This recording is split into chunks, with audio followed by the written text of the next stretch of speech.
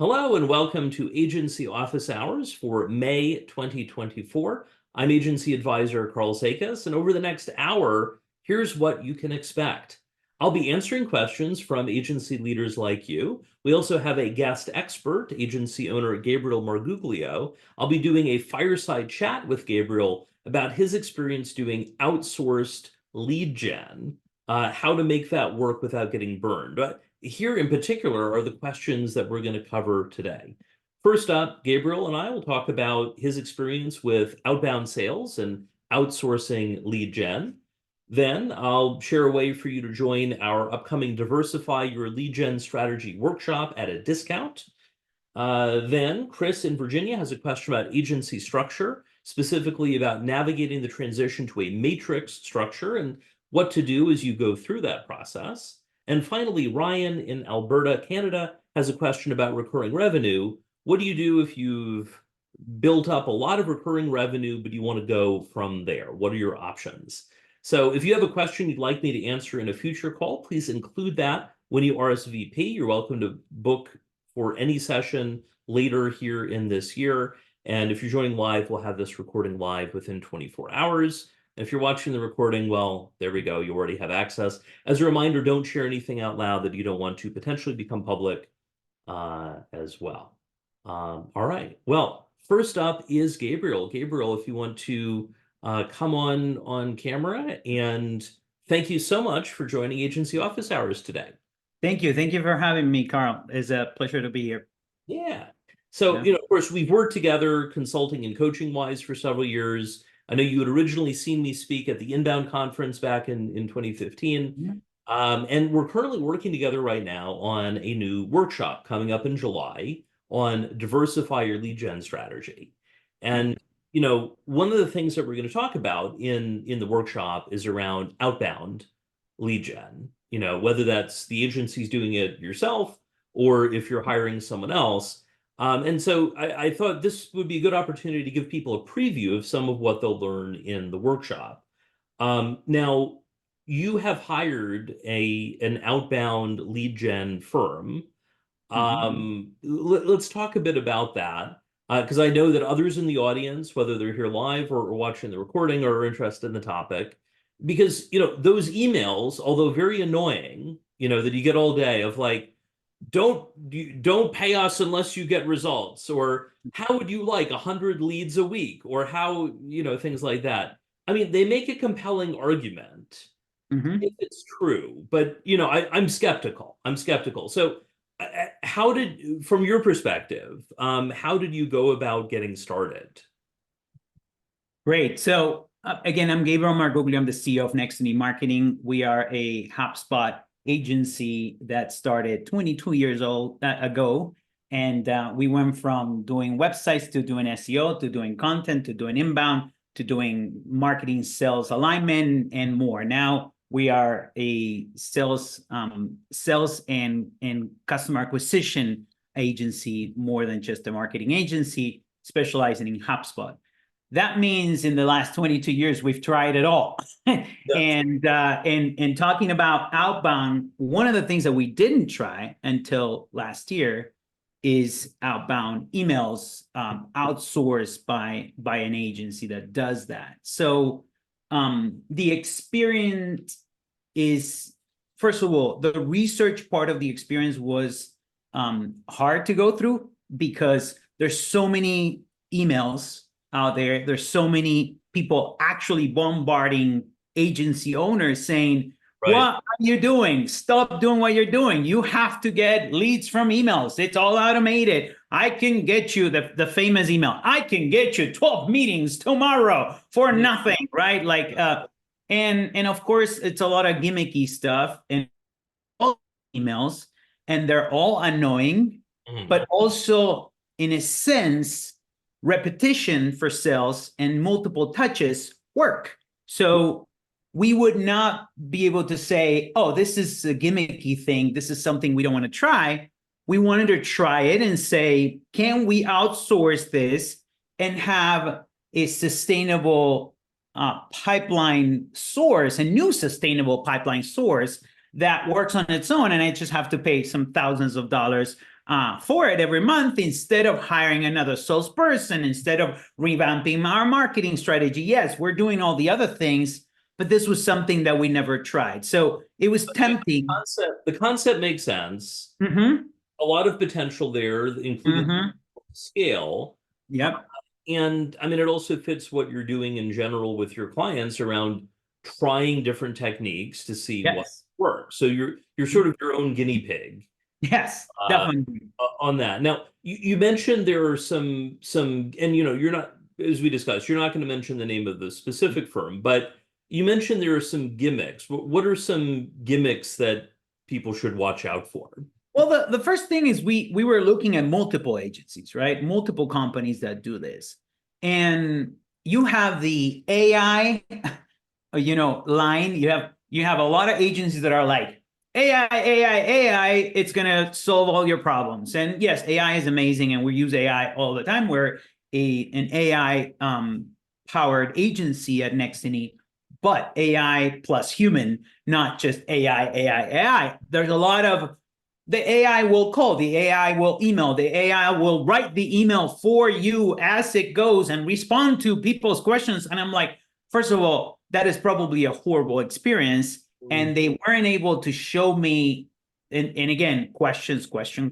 While you're doing the research, ask them to show you emails that they sent, conversations that they had. And a lot of them didn't have that, that real email that they said, okay, this is a true chain of emails that was happening. So the AI world is growing and it's going to get better and better, but we discarded the only AI colors, emails, text messages, etc., because we're not there yet.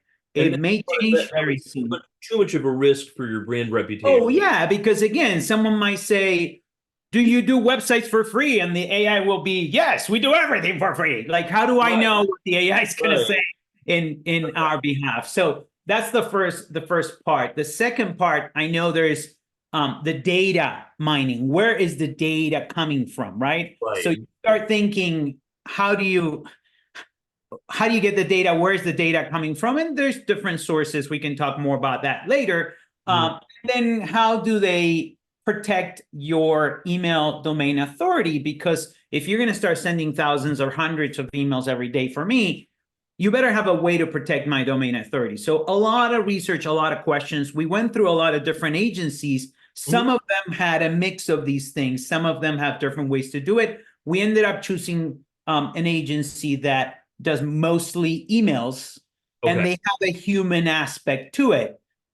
So they put scripts, and then humans run, computers run the scripts, and then humans get involved as you get answers and people engaging with it. What was the process like around defining? I mean, what your ideal client profile, your ICP is, but of course, the outsource firm doesn't know, who your ICP is. Yeah. So what was their process to figure out who's the right match, and what did you like and not like about that? Yeah, I think that first of all, it's very clear that you have to have it figure it out before you do any of this stuff. Of course, anytime you're going to do marketing or sales, you have to know your ideal audience, your ideal clients, your target. If you have a vertical, if you have multiple verticals, the size of the company, the type of company, the industry, and all these things.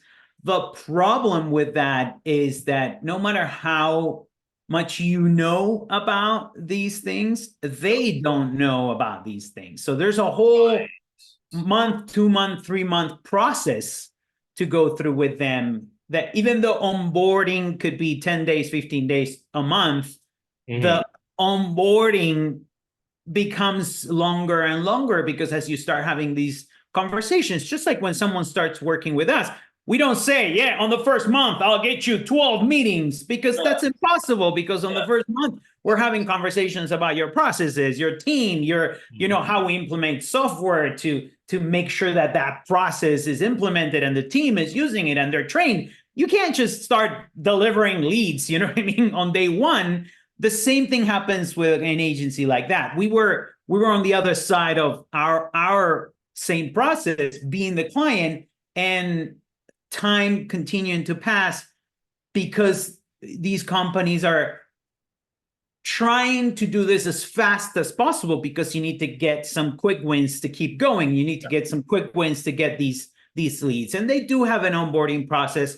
But what happens in our experience is that the more you know who you want, the bigger the client, the more specific, the more vertical oriented, the higher quality lead you need. And the more you say, I don't want quantity, I want quality. Yeah. Those things will probably disqualify you for a company like this because these companies are great at finding thousands of people that might need you and trying to offer something for free or something cheap or something quick so they can get you a meeting. And that process might not be kind of the same process that you have internally for marketing and sales. If you are very picky at the clients that you choose, if you're picking your clients and you are very invested in the type of clients you want, this might not be for you because the quantity of quality will not be enough. That's a great point. I mean, that's part of why we're doing the lead gen workshop. When you have more leads to choose from, you can choose the best leads rather than like, well, we got one, so I guess we're going to work with that. Exactly. So how long, how many months did you work with the outsourced lead gen agency? I'm going to say, I know there's a twist to that. Yeah, eight to 9 months now. And again, I'm not going to say it was all bad. What I'm going to say is that it depends on what you need. And yes, there are leads that could close in the future. And yes, we got some leads that could come back in the future. So it's not all bad. What I've learned is that, again, the quality of leads at the right time for the type of client, for the quantity of leads you need to get a meeting is not going to get there for us to be able to pay for it. So we spent 6 to 9 months working on this, depending on how you see it, on launch campaigns or not launch campaigns. But long story short, in these 9 months, the outcome for now is some potential opportunities. and that is not great when you spend, $30,000 to $40,000 and 100 to 150 hours yourself plus some other team members, which is a huge investment and probably what you're going to invest to try any of these things. So if you have, $30,000 to $40,000 and 100 extra hours laying out there to burn, like if you were going to the casino, then do that because it might bring you the leads you need. But this is not a replacement to a well-rounded marketing strategy, to a well-rounded sales strategy and process and people doing the right thing. I don't know if that makes sense. For sure. And I mean, basically to summarize, so you over about 9 months, you spent 30 to 40,000 in cash, plus 100 plus hours of time, and it ultimately didn't produce any directly attributable revenue. Not yet. I'm gonna be nice and say not yet. It could be that some of these leads that we send proposals, so we got there, might call me 2 months from now and say, hey, let's start. And that might pay for the whole thing. And that was the whole point. If I can make it work for one client, if I can sell one client, that at least pays the bill. It doesn't pay the bill because it's still, the client still needs to be, the employees need to be paid and all that stuff. I know 2 clients would pay the bill and the client. So I'm like, okay, if I can close 2 clients and then be ongoing, this is great. Let's keep going, right? So it's hard to get there. It's really hard to get there. And if you do per project work, or if you sell websites only, or if you have small retainers, or if you sell a lot of, maintenance retainers that are lower level, then you need to sell a lot of quantity. So that's where I think if you lower quality, high quantity, that's what it might start working. But I think email, it's starting to get worse and worse. People are starting to do more spam. They're so fed up with the amount of emails they get every day that at the end of the day, it's hard to pay for this with email only. That makes sense, which Mhm. that's partly why we call the workshop diversify your lead gen strategy, not Mhm. here's the silver bullet that will magically solve your problems. So we've gotten some questions from live audience members. Let's take a look at those. So Katie asked, did you ever get any blowback from the outreach emails? For instance, people were upset or complained or That's that. a great question. Yeah, that's a great question. I think that um, we got some unsubscribes. It wasn't a huge deal. I think that if you do it with a company that has done this once or twice, which we did, it's not some guy that just works out of the basement. This is a company that does this for a lot of agencies, and a lot of agencies were happy. And we got video testimonials, and we got testimonials, and we got referrals. So at the end of the day, someone had success with this company, right? Okay. So if you do it with a reputable company that has done this before, what they're going to have is they're going to have very well-rounded process on email authority and domain authority and unsubscribing and all those things. So we didn't get anybody, I think like one person book a meeting with me just to tell me that he didn't want to get my emails anymore. So you can just imagine you can just imagine the kind of person. Wait, did that count as an appointment set? I told him not to count it as an appointment because that you can imagine the kind of person that this was. And this is the other thing, I don't have a business to the street. I don't have a restaurant that needs to let everybody come in and put up with everybody's day and how they're doing and their energy. Yeah. Well, this kind of opened that door a little bit because we were blasting out to the world. Right. And some of these people were never going to be a great fit for us. So no, we didn't have anybody complaining or doing anything like that. And this company managed it very well. And the domain authority was also managed. That's a whole separate conversation. You need to make sure they have a plan to not use your main domain, to not ruin your main domain if you're going to send emails like this.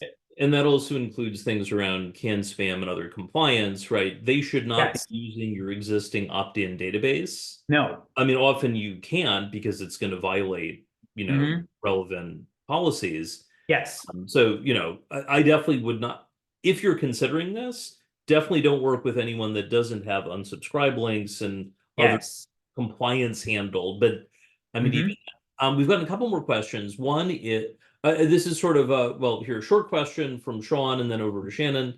So if you need higher ticket, for instance, 25,000 a month or more in spend and quality prospects, let's say VPs and above, does the outsource route make sense? I'd say probably not. No. In contrast, things like more of a thought leadership focus, if you're speaking at the conference where the VPs are in the audience and they're looking to buy, that's going to be far more credibility. I have a client that speaks at 35 conferences a year, actually, and I think they're approaching even more. And that includes a mix of both editorial talks as well as sponsor talks. An advantage of the sponsorship, and they have a very targeted niche. An advantage of the sponsorship is that includes they're getting access to the attendee list. They're paying for it. But then their sales team can follow up with people and both beforehand and after, and it's a better ROI for them. I mean, Gabriel, that's how you came to hire me. You saw me speak in 2015, and then we started working together in 2021. Although I did ask you, why did you take 6 years? Because you run my email list. Why did you wait 6 years to hire me?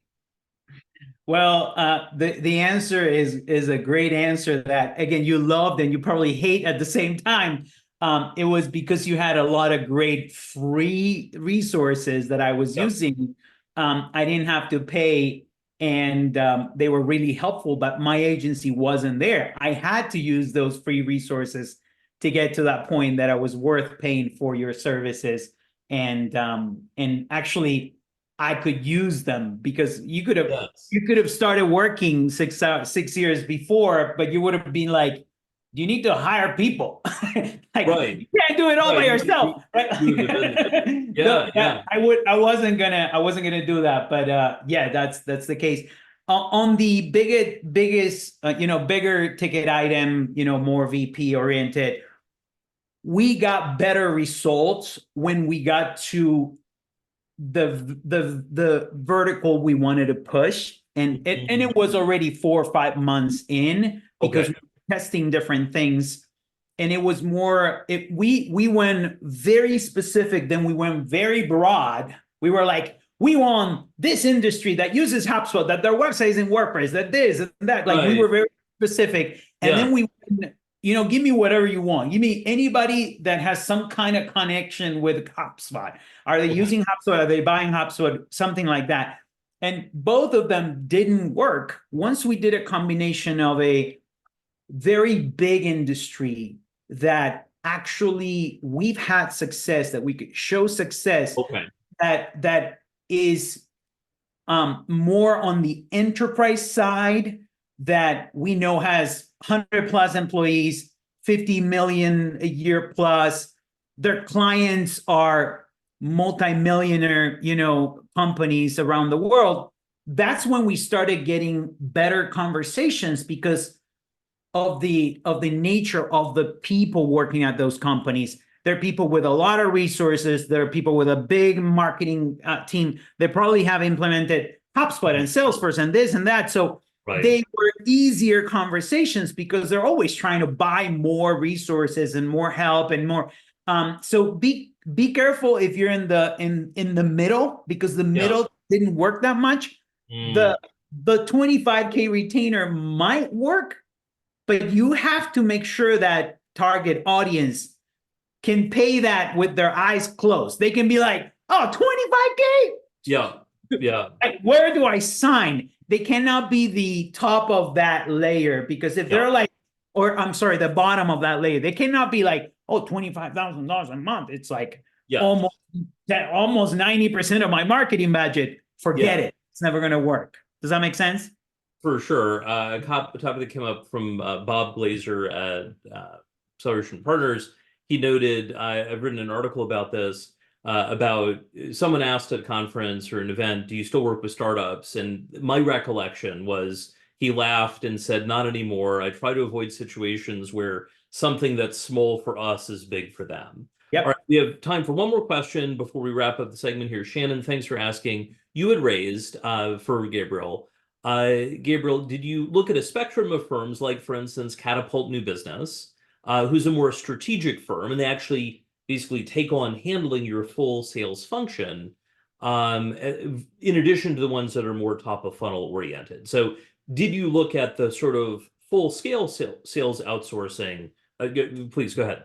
Yeah, we looked at the ones that even give you a dedicated salesperson that you can. And the problem with that is that it was really hard to get the ROI to work, because if you go from paying $3,000, $4,000, $5,000, $6,000, $7,000 a month to paying $10,000, $15,000, $20,000 a month, then we had to sell 2, 3, 4 clients in order to start paying for that. So my thought is, okay, in 6 months I can try this. I can spend $30,000, $40,000, $50,000, but if I close one thing in 6 months, and I was like, it's impossible not to close one client. Well, it is possible to not close one client. At the end of the day, that was my math. Imagine if I went with a dedicated salesperson that did this and that and that. Right.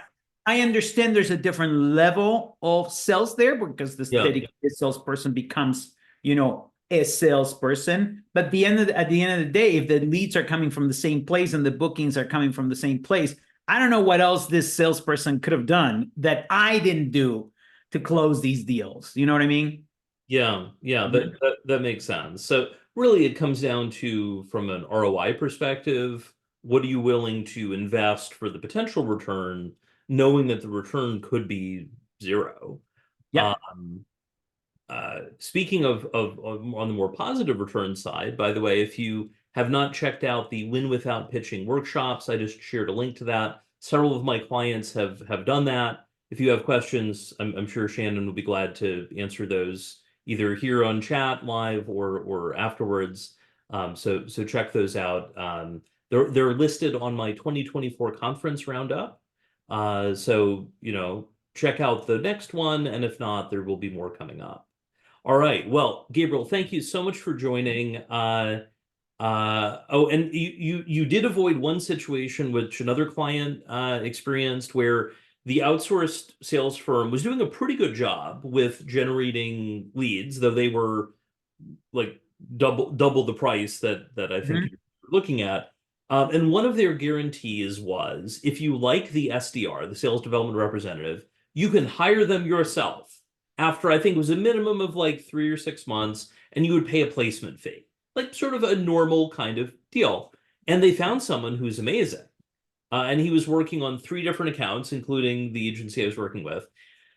And they made an offer. They got to the point and said, we'd like to hire you. And they understood that they were going to pay the placement fee and so on. And the candidate seemed very interested in all. And then the outsourced sales firm counter offered to the sales candidate and said, why don't you stay? We'll give you more money.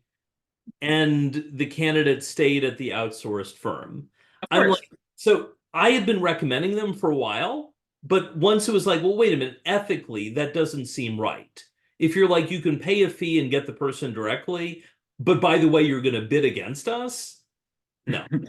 Well, on that note, very quickly, I'm going to say Yes. double, triple, quadruple check the contract, because the guarantees might not be very well guaranteed, and there might be loopholes that get you out of the Yes. guarantee. So be careful with the gimmicky, oh, money back, whatever. Like that kind of stuff is in every single one of these companies. They all promise you the world, but be very careful because I don't think they can actually deliver what they promise. At least in quantity, they didn't. So and in quality either. So long story short, be careful, double check, triple check the contract. Ask an attorney, your legal team, to double check them too. And good luck on your lead generation. Hopefully, we'll see you on our workshop in June to talk more about diversifying your lead generation efforts. Well, here's a preview on that. Gabriel, thank you for joining. Thank you. Update here. So coming up, we'll have a question from Chris and then a question from Ryan. But first, I know we were talking about the workshop. So this is the premise here is, the more leads you have, the more picky you can be about the clients you work with, rather than having to take just whatever shows up and getting, well, predictable results from that. So Gabriel and I are putting together a workshop in July. It's called Diversify Your Lead Gen Strategy, a gimmick-free way to growing your agency's pipeline. And we've outlined the content. We've built out most of the slides. We were talking recently about what are some of the benefits. And here's a preview of some of the benefits of the Diversify Your Lead Gen workshop in July. How to use AI to streamline your lead gen while staying true to your strategic goals. Strategies to increase client retention and upsell leads by nurturing your current client relationships. 3 ways to raise prices without automatically losing clients, including when and how to implement changes to optimize profitability. We've got better ways to expand beyond passive client referrals. Got a higher ROI way to use email marketing and automation.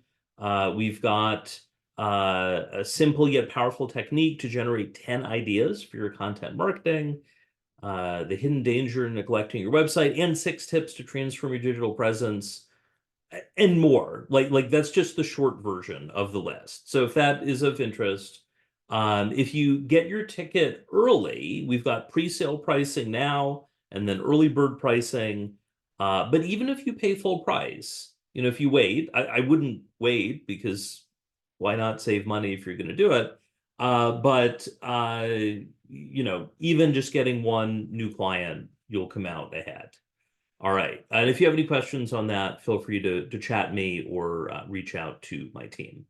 All right. Well, next up, we have a question from Chris. Chris, if you want to come on camera, come on mic, welcome to Agency Office Hours. Thanks for having me, Karl. So to paraphrase, you asked about agency structure. How should agencies approach a matrix structure in terms of roles, training, expectations? And speaking of the matrix option, we've shared a link to that in chat, and you can also find it in the description. That's basically where people have their day-to-day team manager, but they also, they're going to have a project manager assigning them day-to-day, but they're also assigned to a team. That's sort of the matrix idea. They have two bosses, and there's that overall structure there. So, Chris, if you could tell me a bit more about what you're running into, and then I'll help answer. Sure. So we're coming up on 50 folks. We're a HubSpot Diamond agency. We're getting bigger and bigger clients, doing more sophisticated things. And one of the challenges we were running into is we had these siloed individual departments. We had advertising, we had content, we had account management. And it was really efficient from a production standpoint because work went to the first available person, but we were really hurting on the collaboration side. Yeah. And so we researched Matrix, we moved over to that. We wanted to increase internal collaboration amongst the team. We wanted to expose clients to more of our internal people doing the work. So it's not just the account manager being the face of things. And we wanted people to be more dedicated to a certain set of clients. So that was the vision. But the challenges we're running into is we've basically created 4 very small agencies within our agency. And so we're starting to encounter small agency problems again that we had grown out of. Yeah. So each matrix team is maybe 8 to 10 people. And so the challenges that we're running into, first of all, is that too small of a team with too few resources to go around? And how do we, now there's new roles and responsibilities. Now the person leading that team has to try and bring people together from different departments. You mentioned 2 bosses, which sounds like a nightmare. Yeah. So really it's around team size and how we prepare team members for leading those teams, and then just other pitfalls that we should avoid as we continue to stand this up. Makes sense. One important thing, there is a matrix component to what you described. To me, this sounds a bit more pod-like in structure, in terms of you've got the team lead, they've got people supporting them. So where would you say you fall on the pod spectrum versus otherwise? I struggle with that because I've heard mixed definitions of both, and sometimes I wonder which one I am. But yeah, really it's a team that has representation from each department, and they've got their set of clients. But the advertising team will still have the head of advertising that they report to. But then there's the head account manager who really oversees the matrix team and makes the final decisions of what they're going to focus on to make the client happy. Got it. I think it sounds like you actually have at least a few different team models going on here. And I'm sure keep sharing my article on team structure and also how you might evolve structure as you grow. It sounds like you've got, from the matrix structure, you've got the 2 bosses, the day-to-day boss, as well as the sort of the craft boss, the design head, the tech head, things like that. But you also have these somewhat dedicated teams that are focused on particular clients, particular work. And you may also have a component that can apply to various agencies where you may have some roles that work across teams. Maybe, for instance, you've got, videography. You don't necessarily have a dedicated video person on every single team, but they can plug in as needed. Or we have some bench players that kind of move around. Ideally, you want one dedicated specialist per team. Yes. So you don't have to have as many floaters, but there has to be enough work there to support it. That makes sense. I mean, in terms of the floater model, so backing up. You've gone through a team structure, agency structure change, and it sounds like it has fixed some challenges, but it's also introduced some new ones. If you could elaborate a bit more on the specific headaches you're seeing, and that'll help me out solutions. So going from an agency of, in the 40s to like basically this team is like 8 people. Mhm. that really limits resources. What happens Yeah. when that one advertiser goes out of town or, is let go or leaves or whatever? Yeah. Uh, before it was a team of 6 and the work just passes to the next person. Now they've lost their dedicated team. So I wonder if these teams are too small. And so the resources become too scarce per team. So team size is one. So whether we're a Patrix or Matrix, whatever combination of it, what's an ideal team size as you start to split up the larger team into smaller teams? So that's one core question. Mhm. And then also more of around, developing people to run these teams. It's a new ask, right? Now they have to think about talking to people who are in different departments, who are doing different things on a day-to-day basis. Yeah. So their role is shifting as well. So how do Yeah. we make sure we do that successfully, that trust is built on the team? Because now they're interacting with different people every day. Everyone is on that team. Your number one priority is developing the pod or team leaders. Those are likely going to be current team leaders or team members who want to lead others. Now, we've got my desire, competence, capacity Venn diagram. If something isn't getting done, it's you need all three of those. They need desire, they need to want to do it. They need to have the competence to do the job, and they also need the capacity, the time to do it. Now, if you've made them a team lead, they should have the capacity to do it.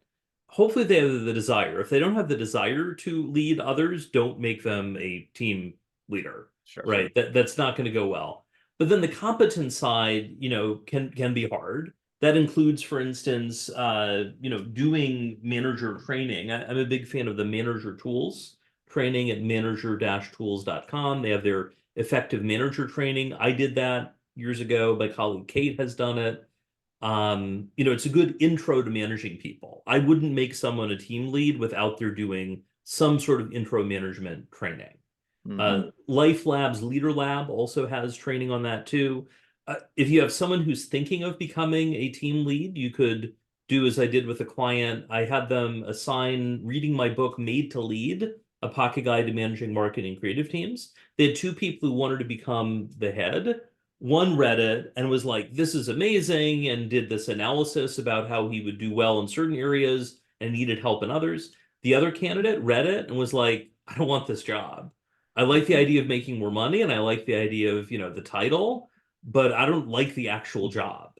Right. So people understanding what they're getting into is going to be important. And you can also do more advanced training. Like I recently wrapped up my agency leadership intensive.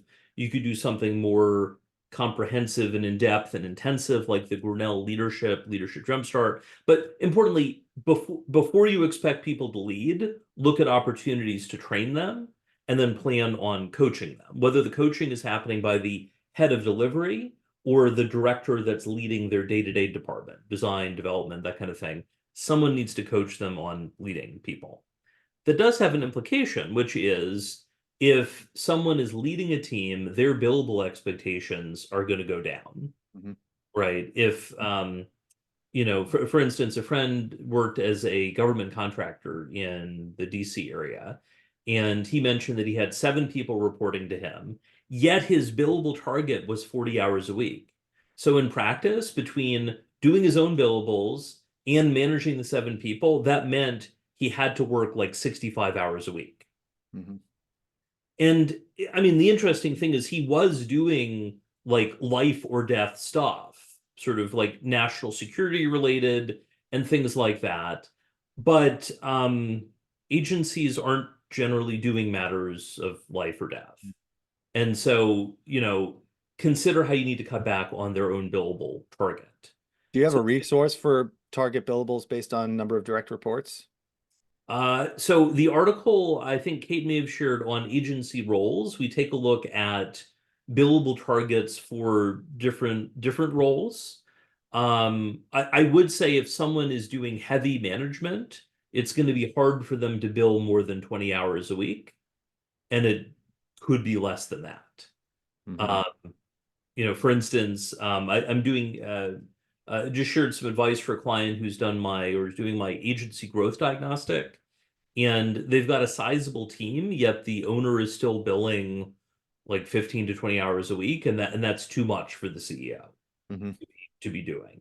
The goal there is to get it down to like 5-ish hours a week. And that's partly because in that case, the CEO wants to continue doing some high-end client strategy. They could also get down to 0 too, if that was their goal.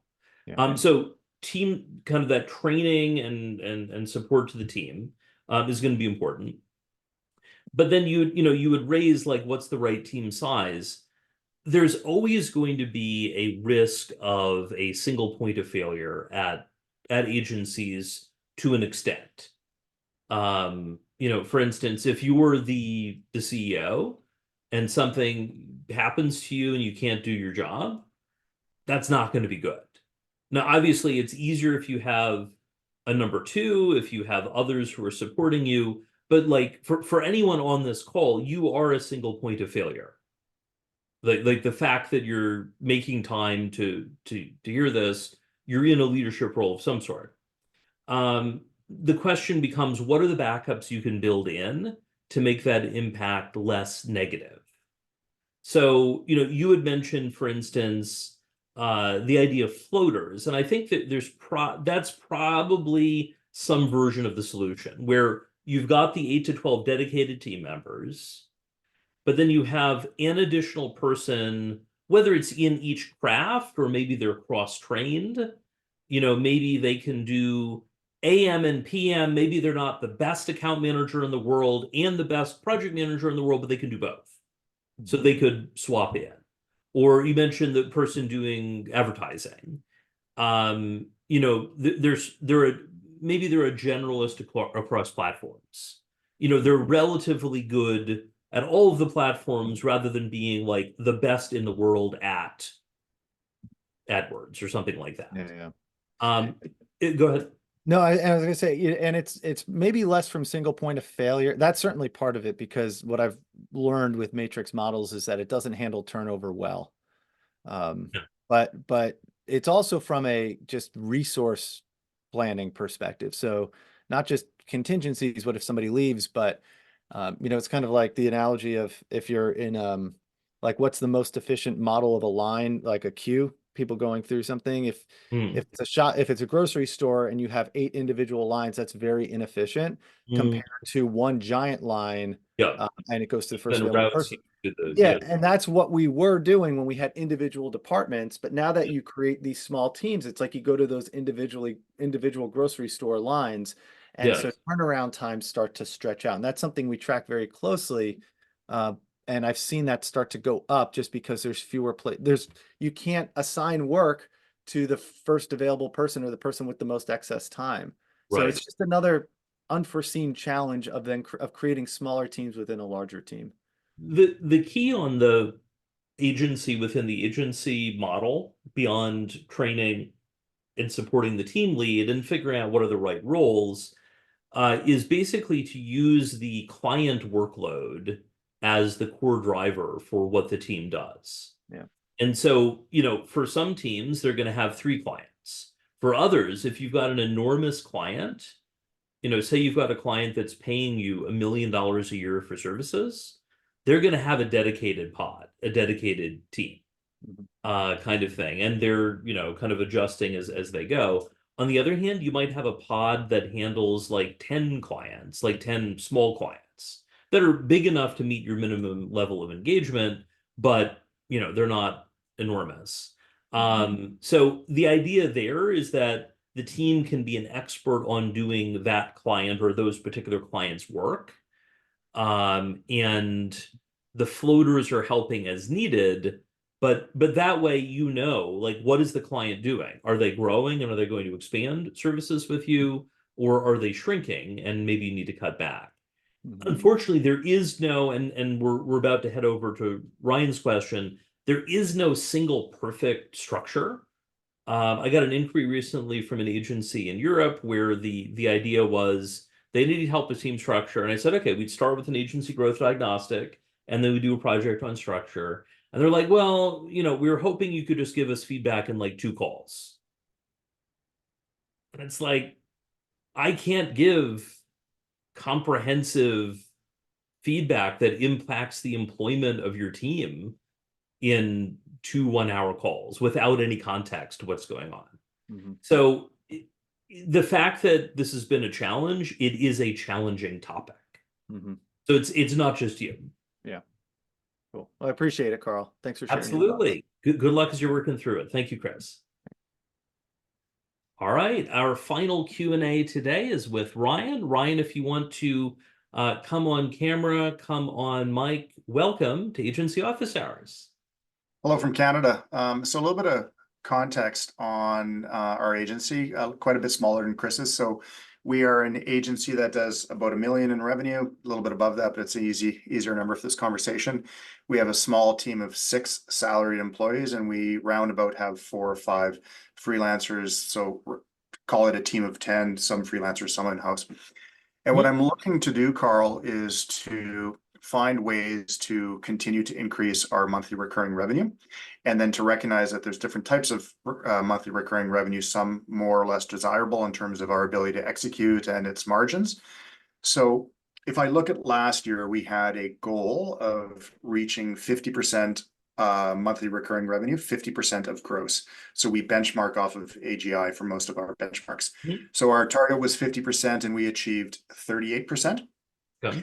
And so that's a good number. We used to be, closer to 20. So we're moving up there.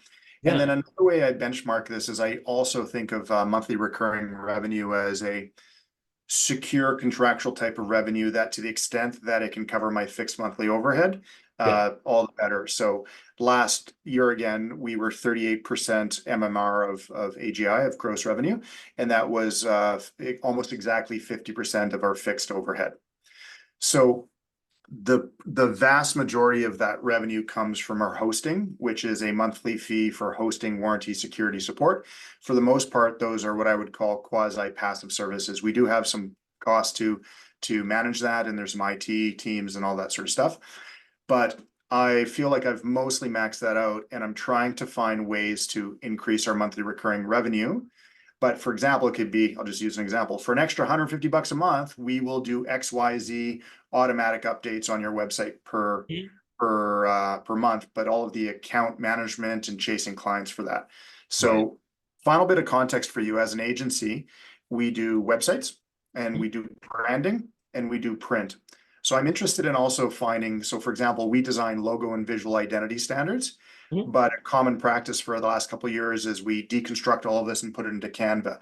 So you could imagine a scenario where once we've loaded their Canva, we could imagine credits that are spent monthly, and we have a designer go in and fix your templates, create new templates, kind of help them with ongoing design. So on that latter part, where I'm trying to build maybe monthly recurring revenue that has more active delivery as opposed to the passive, I'm finding a difficult way to find the right ones that aren't going to be cumbersome or inefficient in our delivery model. Got it. Makes sense. So basically, to recap, as you're looking to build recurring revenue, you've done it already. The question is how to grow further in your recurring revenue, and ideally, what are some services you could offer that are going to be higher margin rather than super labor intensive recurring services. Did that capture things? Yes, except for I've almost given up on the idea of maybe the next round of MMR that I grow isn't going to be high margin. I hope to be proven wrong on that. Okay. Well, and I mean that gives me more room in my advice of, seeking for the MRR as high margin as possible, but certainly nothing is going to be as high margin as a never calls you hosting client. Yeah. One more bit of context, Karl, and I'll hand the mic over to you, is about 2 years ago, we divested of a block of business where our agency, it was about a $250,000 block of business. So part, maybe 25%, 20% of our revenue at the time. Management of digital marketing. So really SEO and Facebook, Instagram, LinkedIn ads.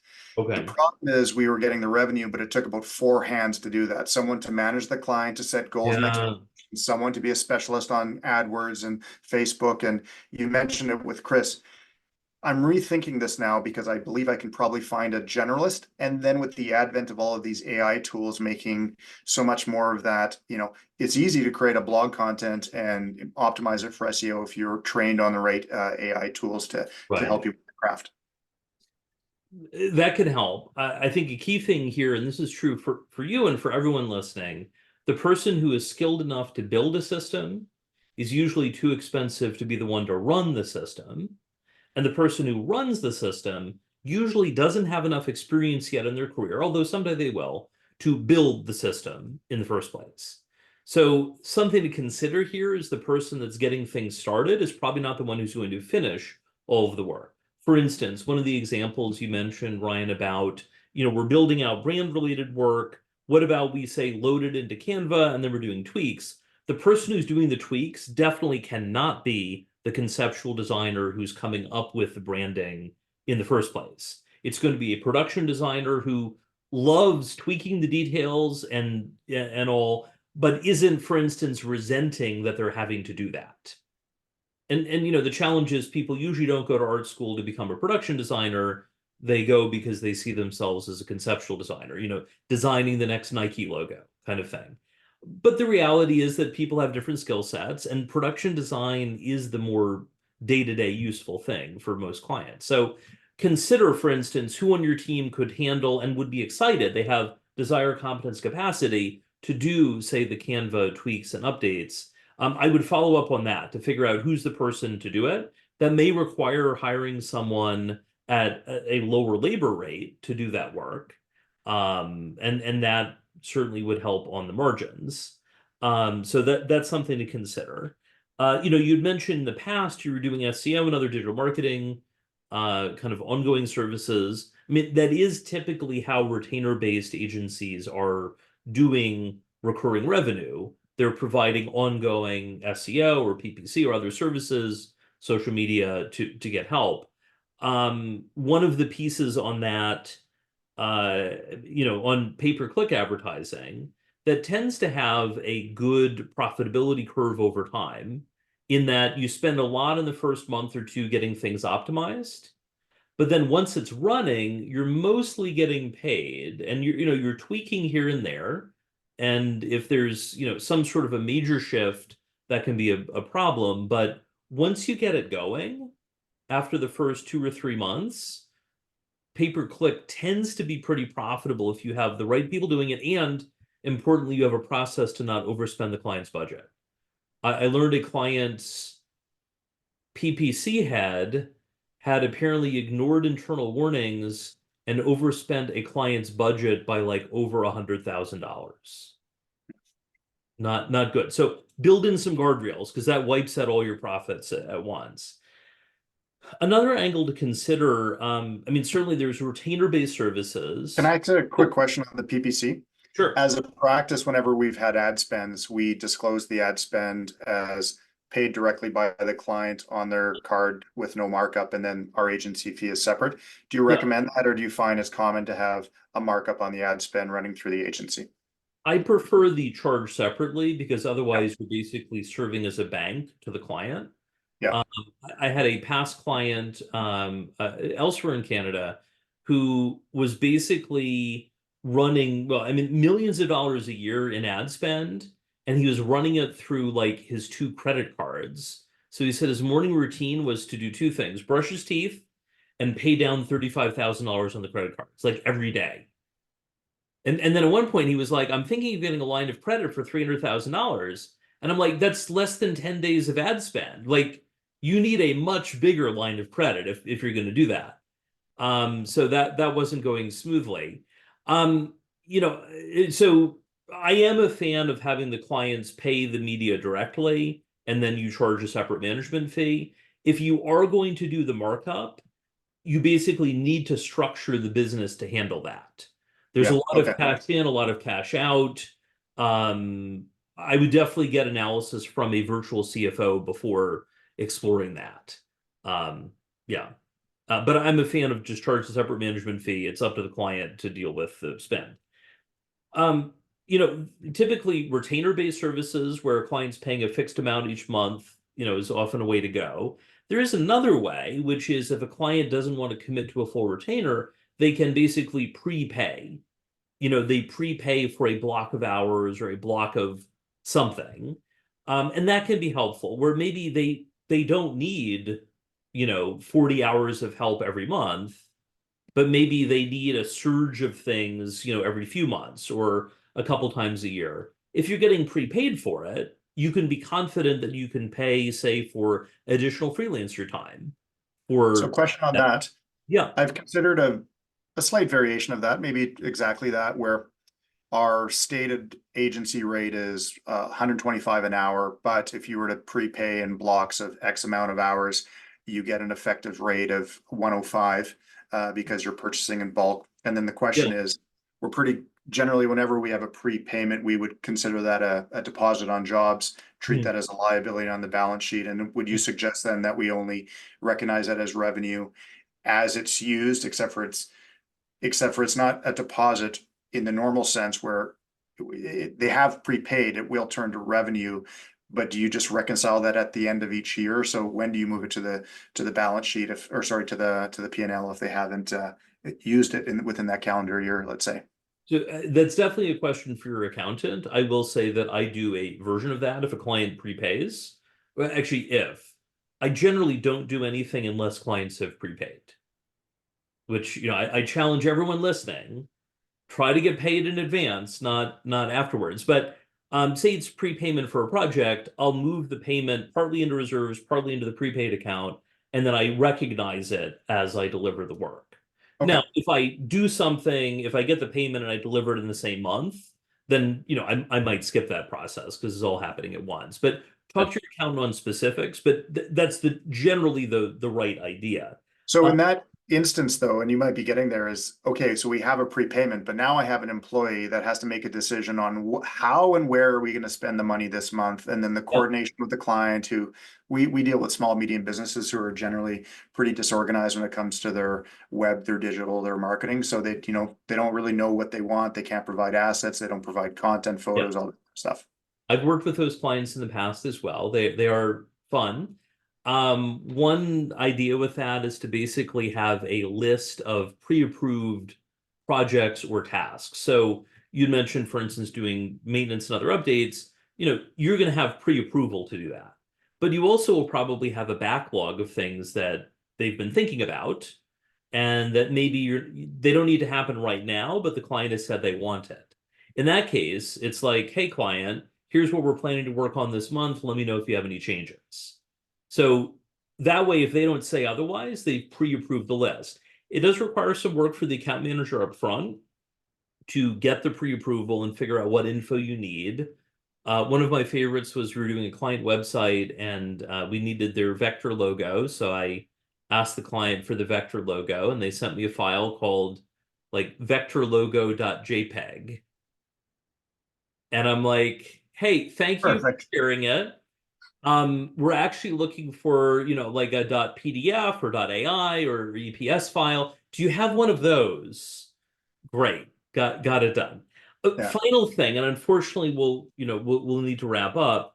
There's the retainer, or you could do the prepaid option to have some predictability. You still need to figure out scheduling, but by building that backlog of things the client can do, that can help. The final thing is to consider around reselling software and reselling others' services. There are companies that are very focused on a partner program. I mean, HubSpot, I think, has been the leader in this, certainly ups and downs on how they've done that. Databox has focused on using agency partners as a way to sell their dashboard and now analytics services. So that can be a way where if the client needs the platform and you're getting some sort of a commission for it, you're still needing to provide labor-based services to fulfill some of the work, but you're also getting the commission or affiliate or referral related fees that help on overall margin.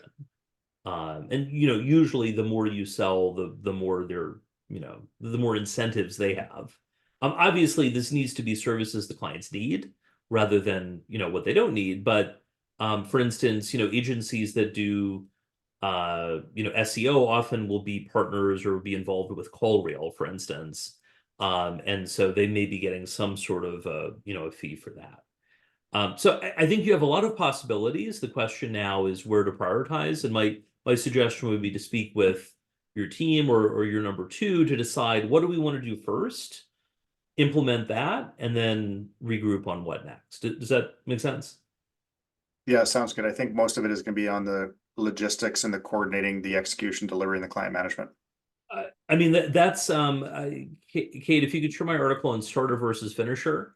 There are a lot of things, where you can be the person as the owner or as the CEO to get things started, but we all benefit from having what I would call a finisher to take care of those details, whether it's the next 90% or maybe it's the last 10%.